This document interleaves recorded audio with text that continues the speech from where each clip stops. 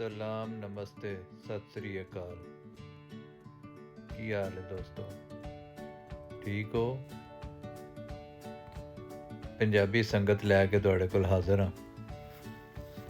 ये बेसिकली ये पंजाबियां वास्ते बनाया है। ये चैनल का मकसद ये वे कि असी पंजाबी ज़बान नूं अपनी माँ बोली नूं प्रमोट करिए ते असी पंजाबी जिहड़े हैं ना असी अपने घरां दे विच उर्दू अंग्रेज़ी ते होर ज़बानां ते बोलने आ, पंजाबी नहीं बोलते। क्यों नहीं बोलते समझ नहीं आई। ਇਹਦੀ इज्जत करो भाईओ ते इहनूं जिंदा रखो। ते अज मैं जिक्र तुहाडे नाल करन लगा अपने यार अपने भाई हसन खान बलोच एडवोकेट दा,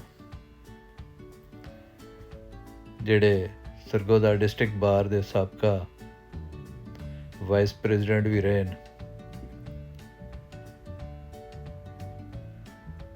हसन ने MA अंग्रेज़ी भी किया ते लॉ भी किया। साढ़े दोस्तां चों सब तो पढ़ा लिखा बंदा हसन खान बलोच ही सही ते है।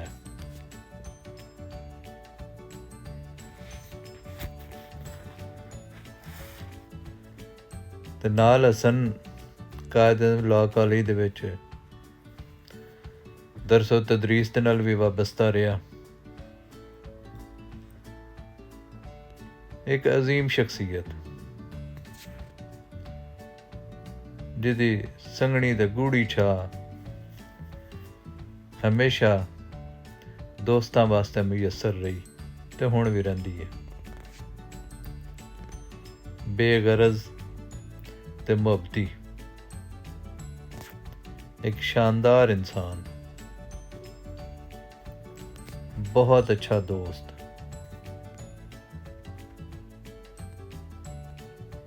कमाल आदमी।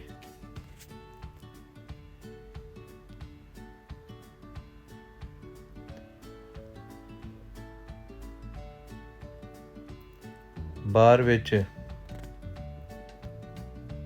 हर दिल अजीज़ सीनियर्स दा बे इंतहा एहतराम करने वाली शख्सियत ते अपने हम उम्रां नाल और जूनियर्स नाल बड़ा ही शफीक और बड़ा ही मेहरबान ते बड़ा ही मुहब्बत करने वाला अनबिलीवेबल किरदार।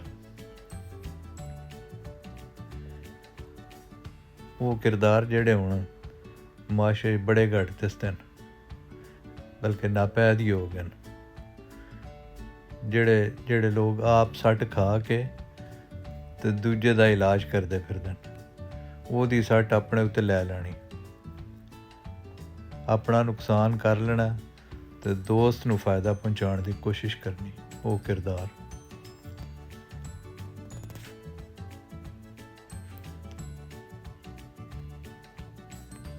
मैं समझना हसन जे किरदारां दी वजह तो ही माशरा चल रहा।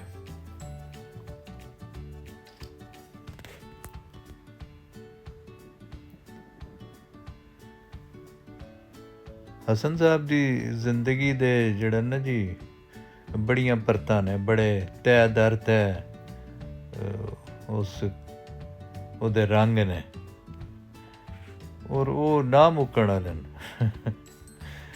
कि वो अजे भी सन दोस्तां नूं सारियां नूं नहीं पता कि इहदे च किन्ने रंग ने। कम से कम मैनूं ते नहीं समझ आई।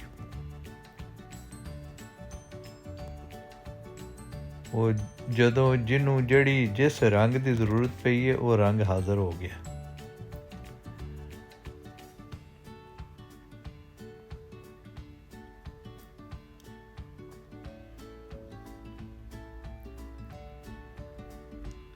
हसन दे कोल बंदा परेशान होए ना तो जाके बह जाए बस, ते कोई गल भी ना करे तो इंज लगता है जिवें सारियां गल्लां हो गईयां ने, मैं दस लियां ते उन्हें सुन लियां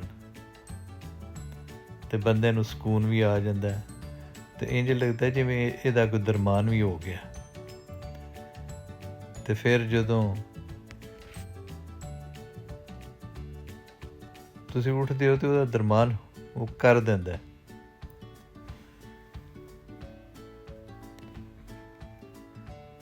ਉਹ ਬੰਦੇ ਨੂੰ ਸ਼ਾਂਤੀ ਮਿਲ ਚੁੱਕੀ ਹੁੰਦੀ ਹੈ। ਅਜੀਬ ਦਰਵੇਸ਼ ਆਦਮੀ ਹੈ। ਇਹ ਕਮਾਲ ਹੈ ਉਹਦੀ ਸ਼ਖਸੀਅਤ ਦਾ, ਇਹ ਉਹਦੀ ਪੋਜ਼ੀਟਿਵਿਟੀ ਹੈ।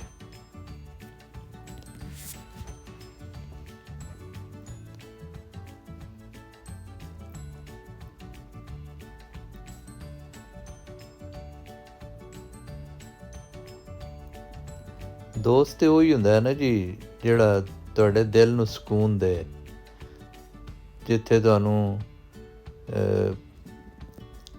ਕਿਸੇ ਮਨਫੀ ਜਜ਼ਬੇ ਦਾ ਅਹਿਸਾਸ ਤੱਕ ਨਾ ਹੋਵੇ।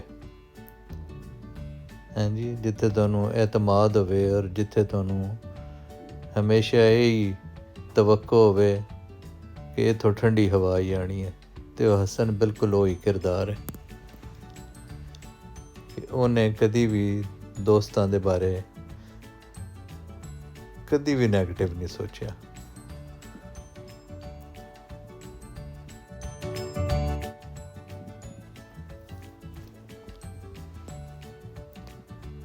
ਅੱਛਾ, ਹਸਨ ਤੇ ਦੋਸਤ ਵੀ ਮਤਲਬ ਹਰ ਸ਼ੋਬੇ ਦੇ ਵਿੱਚ ਉਸ ਦੇ ਤਾਲੁਕ ਹੋਣਗੇ, ਹਰ ਜਗ੍ਹਾ 'ਤੇ। ਔਰ ਤੁਹਾਨੂੰ ਤੁਸੀਂ ਕੋਈ ਆਪਣਾ ਮਸਲਾ ਜਦੋਂ ਬਿਆਨ ਕਰਨਾ ਹੈ ਅਤੇ ਉਹਨੇ ਚੁੱਪ ਕਰਕੇ ਸੁਣ ਲੈਣਾ। ਇਹ ਕਈ ਵਾਰੀ ਹੋਇਆ। ਅਤੇ ਉਹ ਅਗਰ ਉੱਥੇ ਕਿਸੇ ਗੈਦਰਿੰਗ ਵਿੱਚ ਬੈਠਾ ਹੈ ਅਤੇ ਉਹਨੇ ਉਹਦਾ ਇਜ਼ਹਾਰ ਵੀ ਨਹੀਂ ਕਰਨਾ, ਔਰ ਤੁਸੀਂ ਡਾਇਰੈਕਟ ਉਸ ਨੂੰ ਕੋਈ ਰਿਕੁਐਸਟ ਵੀ ਨਹੀਂ ਕੀਤੀ, ਅਤੇ ਉਹ ਫਿਰ ਬਾਅਦ ਦੇ ਵਿੱਚ ਤੁਹਾਨੂੰ ਕੋਈ ਮੈਸੇਜ ਆਏਗਾ ਜੀ ਕਿ ਤੁਹਾਡਾ ਉਹ ਮਸਲਾ ਹੈ ਅਤੇ ਉਹ ਹੱਲ ਹੋ ਗਿਆ। ਉਹਨੇ ਬਾਹਰੋਂ ਬਾਹਰ ਹੀ ਉਹ ਗੱਲ ਜਿਹੜੀ ਹੈ ਉਹ ਤੁਹਾਡਾ ਮਸਲਾ ਜਿਹੜਾ ਉਹ ਉਸ ਬੰਦੇ ਤੱਕ ਉਹਨੇ ਪਹੁੰਚਾ ਦਿੱਤਾ ਔਰ ਉਹਦੇ ਕੋਲੋਂ ਉਹਨੇ ਉਹਦਾ ਹੱਲ ਵੀ ਲੈ ਲਿਆ। ਅਮੇਜ਼ਿੰਗ ਨਹੀਂ?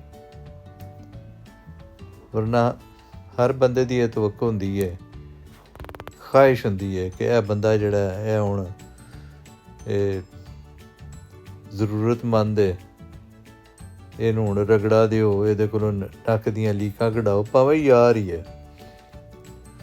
ਇਹ ਮੈਨੂੰ ਆਖੇ, ਮੇਰੀ ਮਿਹਨਤ ਕਰੇ ਅਤੇ ਫਿਰ ਮੈਂ ਇਹਦੇ 'ਤੇ ਦੈਨ ਚਾੜਾਂ।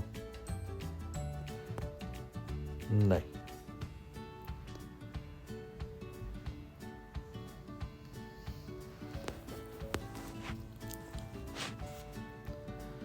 ਛੋਟਿਆਂ ਵੱਡਿਆਂ ਦੇ ਵਿੱਚ ਹਰ ਜਗ੍ਹਾ ਹਸਨ ਸਾਹਿਬ ਦੇ ਜਿਹੜੇ ਨਾ ਉਹ ਰਾਬਤੇ ਦੋਸਤੀਆਂ ਮੌਜੂਦ ਨੇ।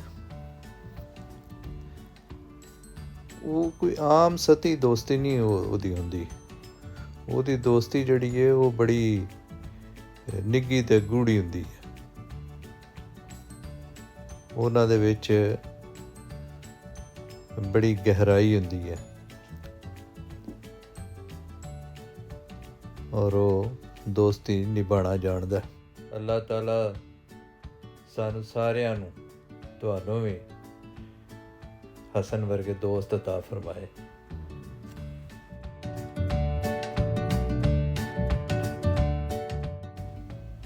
ਅੱਲਾਹ ਤਾਲਾ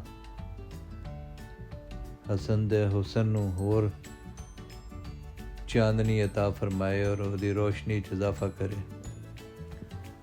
ਔਰ ਮੇਰਾ ਯਾਰ ਹੱਸਦਾ ਮੁਸਕਰਾਉਂਦਾ ਰਹੇ, ਖੁਸ਼ ਰਹੇ। ਅੱਲਾਹ ਤਾਲਾ ਉਹਦੇ 'ਤੇ ਆਪਣੀਆਂ ਰਹਿਮਤਾਂ ਦੇ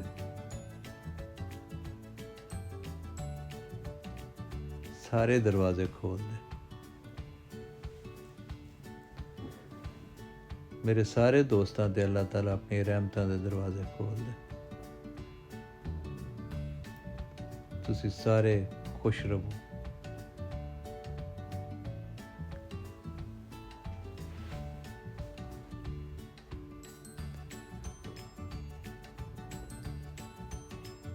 ਮੁਹੱਬਤਾਂ ਜਿਹੜੀਆਂ ਹੁੰਦੀਆਂ ਨਾ ਜੀ, ਉਹ ਅਸ਼ਫਾਕ ਅਹਿਮਦ ਕੰਸੜ ਕੇ ਮੁਹੱਬਤਾਂ ਨੂੰ ਜ਼ਰਬਾਂ ਲੱਗਦੀਆਂ ਨੇ, ਮੁਹੱਬਤਾਂ ਹੀ ਤਕਸੀਮਾਂ ਨਹੀਂ ਹੁੰਦੀਆਂ।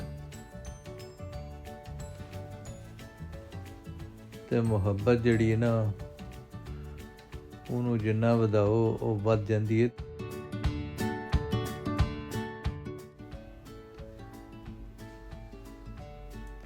ਤੇ ਅੱਜ ਦੀ ਸੈਰ ਦੇ ਵਿੱਚ ਵੇਖੋ, ਤੁਸੀਂ ਗੌਰ ਕੀਤਾ ਹੋਣਾ, ਮੈਂ ਤੁਹਾਨੂੰ ਦਰਖਤ ਵੀ ਵਿਖਾਏ ਨੇ ਨਾਲ ਨਾਲ, ਕਿੱਡੇ ਸੋਹਣੇ ਦਰਖਤ ਨੇ।